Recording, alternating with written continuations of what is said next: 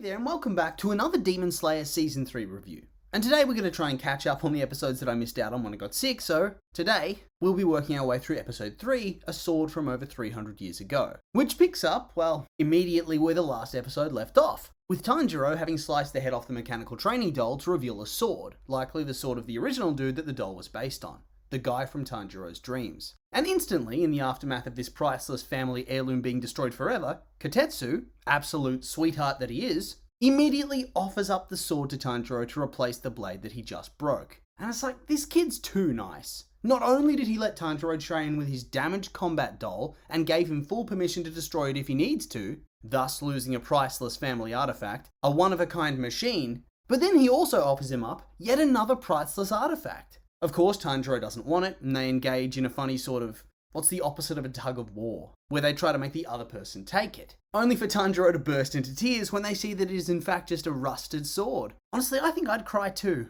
Imagine getting your hopes up about this top tier ancient sword, the greatest of all time, better steel than you've ever had before, only for it to be unusable. And all the while, your blacksmith is nowhere to be found. And speaking of which, he then appears, stomping out of the woods, super ripped. And then he tries to take the sword, saying only the words, "Leave it to me," which results in him being tickled into submission to make him stop and explain himself. He does explain himself, and thus it's decided he'll use his family's ancient sword polishing art to restore the sword, whilst also learning that Tanjiro is pretty much his only client as everybody else hates him. And that the reason he went into the mountains in the first place was to train to prepare himself to create Tanjiro's next sword. And thus, he's buff as all hell. Sure. And yeah, I thought last episode with the training montage and Tanjiro briefly going to heaven, I thought that was a bit of a fever dream. But this took things to a whole new level. What's going on? It was so deeply ridiculous, so over the top, so silly, and yet just so perfect. A great way to start the episode.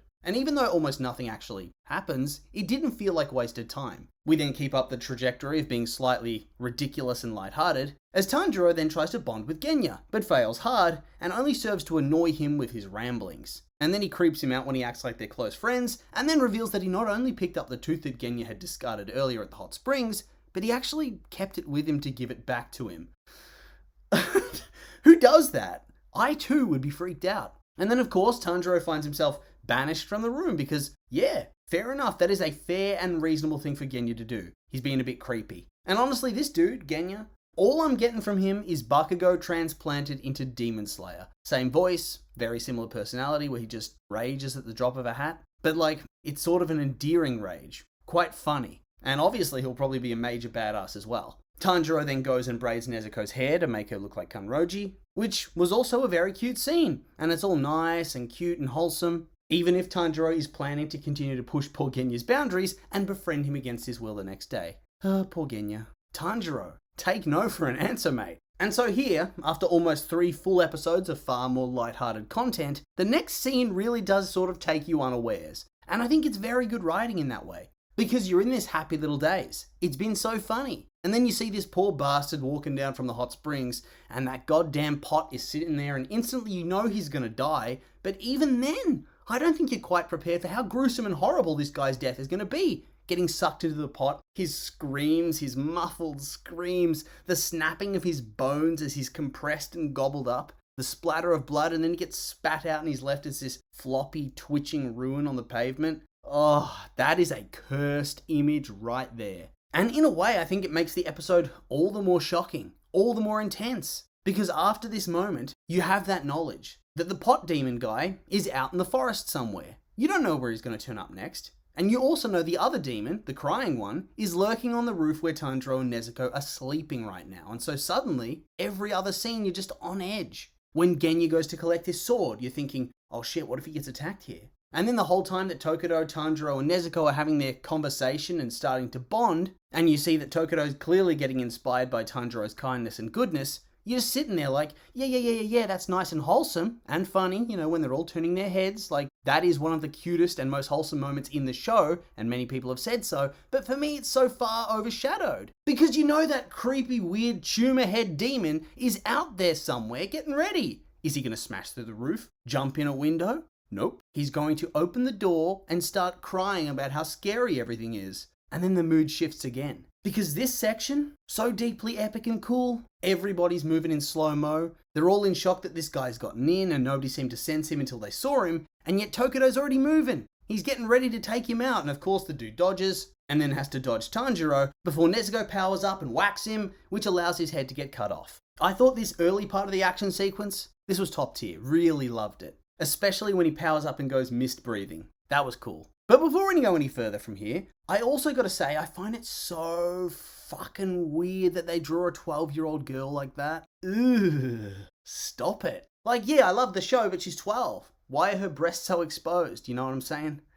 Anyway, the demon's actually pretty cool. Far cooler than I expected he'd ever be. Because after he gets his head cut off, the loser coward, he goes away. And the two pieces form two new demons, neither of them cowardly, and seemingly able to use elemental powers. The head turns into a muscle guy with a fan who blows Tokido far away, and the body grows a new head and becomes a lightning wizard, a dude with a staff. Where do you get the staff from though? And they also have new names, but I feel like it doesn't matter what their names are. They're all the same guy. So clearly this is going to be like a Hydra demon sort of thing. You cut off the head and two more demons are going to grow out of it. And yeah, this dude is a cool villain. Much better than the creepy pot guy. Him, I hate and I want him to die instantly. But this battle, I'm really looking forward to it. But yeah, pot guy can die in a fire. Genya then arrives as our heroes are getting electrocuted by Lightning Boy and shoots off the two demons' heads because apparently he has a Nichirin gun. Sure, that's actually quite awesome. Suddenly, he's one of my favorite characters. I mean, he already was, but this just ups his cool factor. And it makes him quite unique. Although, if they add too much to him, he's going to risk being a special snowflake type of character, isn't he? Of course, then there's two more demons growing out of the bodies, including one who can fly, and who takes Tanjiro for a joyride and blitzes him with a sound wave attack, causing him to crash into the ground injured. With the aforementioned demon standing guard, getting ready to finish him off. And meanwhile, Genya gets impaled by a different one, with Nezuko rushing over to try and save his life.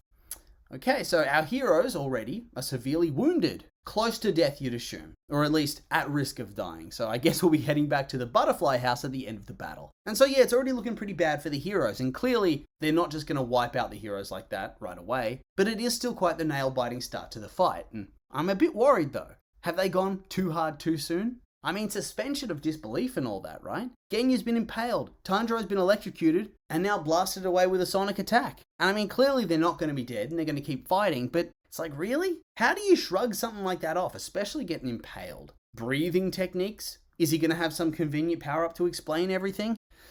Don't really like that kind of thing. And then we finally cut over to Tokido, who's running back towards the fight. And he comes across Kotetsu being attacked by a demonic minion of the pot guy. And here, we finally get some character redemption from Tokido. And by finally, I mean, yeah, after an episode. So it actually came pretty quick, as despite originally leaving him to die, he then returns and saves the kid after remembering what Tanjiro told him. And yeah, like I said, 2 episodes ago or so, or was it last episode? Yeah, last episode, I hated the guy when he was introduced. He actually sucked, and I still hate his crow. I hate his crow. But it's taken literally 2 scenes, and my perception of the guy shifts. The cuteness with Nezuko and Tanjiro, and now this? This show, like so few that I've seen, is so quickly able to add so much depth to its characters.